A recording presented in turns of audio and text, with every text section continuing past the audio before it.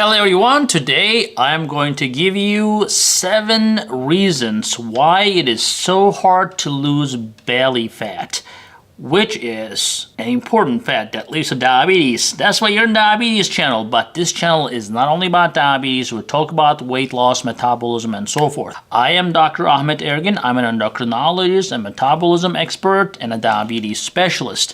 So let's dive into why it is so freaking hard to lose this damn belly fat. Now, number 1, the belly fat is actually a hormonal gland. Yeah, you heard it right.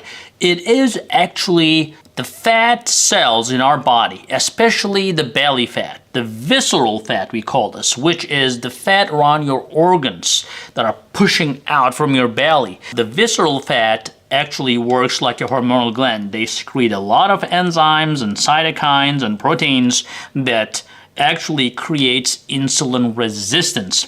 They actually protect themselves, especially in that area where you are doing everything you can, but that belly fat, once you develop that fat, well, it will go, but I'll tell you that. But it is very hard to remove that fat because it is protecting itself with a lot of cytokines. So the best way to avoid or best way to prevent that problem would be not to gain belly fat. We'll talk about that in a second, but I'm telling you that the belly fat is a hormonal gland that protects itself. That's number 1. Number 2, well, we all kind of like the sweets and the alcohol, right? So the social gatherings, the parties, the birthdays, and this day, that day, all sorts of holidays. We are always subject to, making this hard decision about eating, not eating, drinking, not drinking. It is a difficult decision and it's surrounding us everywhere.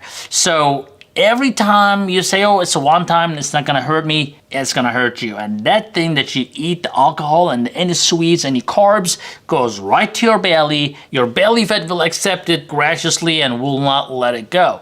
So that's number 2. Well, so number 3, low estrogen levels lead to belly fat. So no wonder my office is full of postmenopausal women trying to understand why they are gaining weight, although they have not changed anything in their life. And I don't blame them, because when the estrogen levels go down, unfortunately your body shifts the weight from your buttocks and from your thighs to your belly.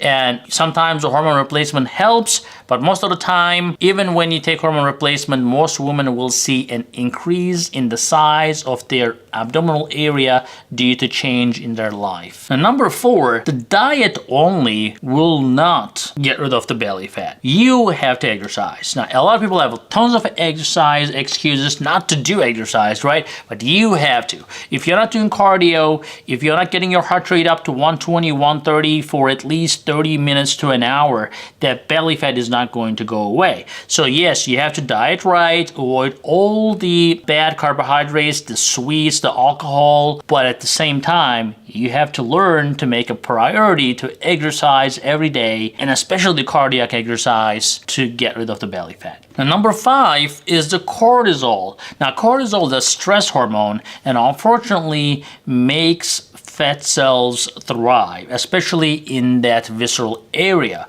in the abdominal area. So if you're stressed out, or if you just stress about everything, or if you just have a difficult life, that's just not going to help you to get rid of the belly fat. So do some relaxation, do some yoga, do something that will relax you, and try to avoid stressful situations.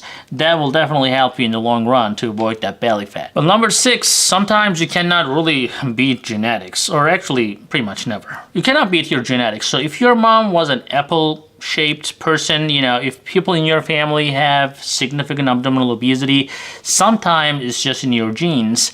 And don't just be frustrated because everything you did, I said, and you still didn't lose everything in your belly. You will lose it, but you may still retain some, and that may be just simply genetics. And lastly, and most importantly, the added sugars. Now, most people think that they have a great diet, but they don't mind putting all sorts of ketchup on their food, for example. Well, these ketchups are full of added fructose and sugar that you may not be aware of. So every time you consume a food, try to make a habit of looking at the nutritional facts. Especially high fructose corn syrup is heavily used in the United States, in many developed countries as well. And there is great evidence that the fructose, especially those high fructose corn syrup, not the fructose from the fruits, but these processed fructose goes to your liver, gets trapped, and turns into fat immediately. So you need to make sure that you are staying away from